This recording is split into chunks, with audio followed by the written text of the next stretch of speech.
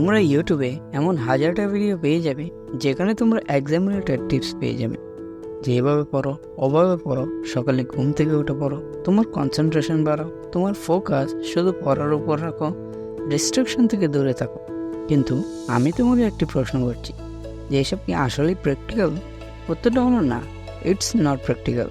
তোমার কনসেন্ট্রেশন আজকে না বাড়াতে পারলে কাল যদি তোমার এক্সামস থাকে আর তুমি যদি ডিস্ট্রাকশন থেকে না বাঁচতে পারো, তাহলে এখন প্রশ্ন এটা যে 2 দিন বা 3 দিন পর তোমার যে এক্সাম রয়েছে তার জন্য এখন তুমি কি করতে পারো। আজ আমি তোমাকে এটাই বলতে চলেছি যে যদি তোমার এক্সামসের জন্য তুমি টেনশনে আছো আর তোমার এক্সামসে একটি ভালো মার্ক স্কোর করতে হবে, তাহলে তোমাকে এখন কি করতে হবে। আমি তোমাকে এমন দুটি স্মার্ট আইডিয়া বলতে চলেছি যেগুলো তোমাকে এক্সামসে 90+ স্কোর করতে সাহায্য করবে। আর আমি তোমাকে 100% কনফিডেন্সের সাথে বলতে পারি যে এই ভিডিওটি তোমার জন্য অনেক স্পেশাল হতে চলেছে।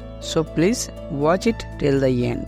প্রথম যে স্মার্ট আইডিয়াটি রয়েছে সেটি তোমার জন্য একটি প্রশ্ন, how much time to do your study, যে তোমাকে কতক্ষণ পড়তে হবে। এখন আমি তোমাকে বলবো না যে 7 ঘন্টা পড়ো বা 8 ঘন্টা পড়ো, আমি তোমাকে বলবো যে তোমার যতটুকু পটেনশিয়াল তুমি ততটুকুই পড়ো, তার চেয়ে বেশি তুমি কখনোই পড়তে পারবে না। এটাই ফ্যাক্ট। তুমি যত বেশি নিজের ব্রেনকে টর্চার করবে, তোমার ব্রেইনও তোমাকে এক্সামসের টাইমে তোমাকে ততটাই টর্চার করবে। তোমাকে শুধু তোমার নিজের সাথে একটা কমিটমেন্ট করতে হবে যে যতটুকু তোমার পটেনশিয়াল তুমি ততটুকুই পড়তে পারবে। এটাই তো প্র্যাকটিক্যাল, তাই না?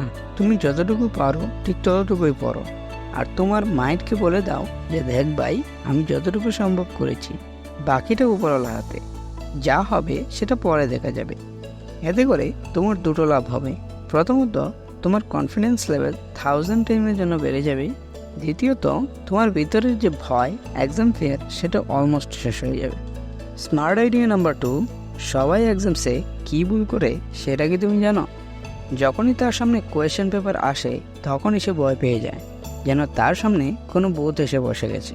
তার চেয়ে বড় ভুল যেটা করে সেটা হলো প্রথমে পুরো কোয়েশ্চেন পেপারটি পড়ে ফেলা। এটাই সবচেয়ে বড় ভুল যেটা আমরা প্রায় সবাই করে থাকি, যার কারণে আমরা যে মার্কস পাওয়ার এবিলিটি রাখি তার চেয়েও কম মার্কস অ্যাচিভ করতে পারি। তার কারণে তোমার মার্কসে যে কতটুকু প্রভাব পড়ে সেটা আমি তোমাকে বলছি। ধরো তুমি পুরো কোয়েশ্চেন পেপারটি পড়ে নিয়েছো, তারপর যখন তুমি দেখতে পাও যে তোমার 20টি প্রশ্নের মধ্যে 5টি প্রশ্ন তো কমন পড়েনি, তখন তুমি ভাবতে থাকো এখন আমি কি করব। এখন তোমার মাইন্ডে শুধু এটাই ঘুরপাক খাচ্ছে যে 5টি প্রশ্ন কমন পড়লো না, এখন আমি কি করব। কিন্তু তুমি এটা ভাবোনি যে আমার 15টি কোয়েশ্চেন তো একদম কমন। কি হয়েছে 5টি প্রশ্ন কমন পড়েনি? 5টি কোয়েশ্চেনই তো, তাই না? সেটা যেভাবে হোক ম্যানেজ করে নেব।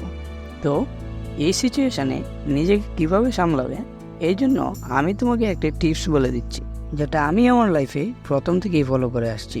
আর সেই ট্রিক্সটি হলো, যখন তোমার সামনে কোয়েশ্চেন পেপারটি আসবে তখন কোয়েশ্চেন পেপারটিকে তোমার সামনে রেখে দাও, আর একবার তুমি ভাবো যে তোমার সামনে তোমার বাবা মা বসে রয়েছে আর তারা তোমাকে বলছে যে ইয়েস, এটা তোমার দ্বারাই সম্ভব, তুমি পারবে। আর একটা কথা সবসময় মনে রাখবে যে কখনো পুরো কোয়েশ্চেন পেপারটি পড়বে না। এটা সবচেয়ে বড় ভুল যেটা মোস্ট অফ দ্য স্টুডেন্ট করে থাকে। তোমাকে প্রথমেই ফার্স্ট কোয়েশ্চেনটিকে দেখতে হবে, বাকি সব কিছু ভুলে যাও। এটা ভাবো যে পুরো কোয়েশ্চেন পেপারে একটি কোয়েশ্চেন, আর সেটার উপর পুরো মনোযোগ দিয়ে দাও। তারপর সেমভাবে আবার সেকেন্ড কোয়েশ্চেনের উপর এই ট্রিক্সটি ফলো করো, তারপর আবার তৃতীয় কোয়েশ্চেনটির উপর এই ট্রিক্সটি ফলো করো। কিন্তু পুরো কোয়েশ্চেন পেপার তুমি কখনোই পড়ে ফেলবে না। এতে করে তুমি ভয় পেয়ে যাবে আর তোমার কনফিডেন্স একদম শেষ হয়ে যাবে, যার কারণে যে প্রশ্ন তোমার কমন পড়ছে তুমি সেটাও ভুলে যাবে। তুমি যদি আমার এই টিপসগুলোকে ফলো করো তাহলে আমি তোমাকে গ্যারান্টি দিতে পারি যে তুমি আজ নয় কাল এই ভিডিওটির নিচে অবশ্যই কমেন্ট করবে যে থ্যাংক ইউ ভাই, তোমার টিপস ফলো করে আমি অনেক কনফিডেন্সের সাথে এক্সাম দিতে পেরেছি। আই হোপ এই ভিডিওটি থেকে তোমার এক্সামসে কিছু না কিছু হেল্প হবে। তো আজকের মতো এখানেই শেষ করছি, দেখা হচ্ছে পরের কোনো ভিডিওতে। সে পর্যন্ত ভালো থাকবেন, সুস্থ থাকবেন, and finally thanks for watching.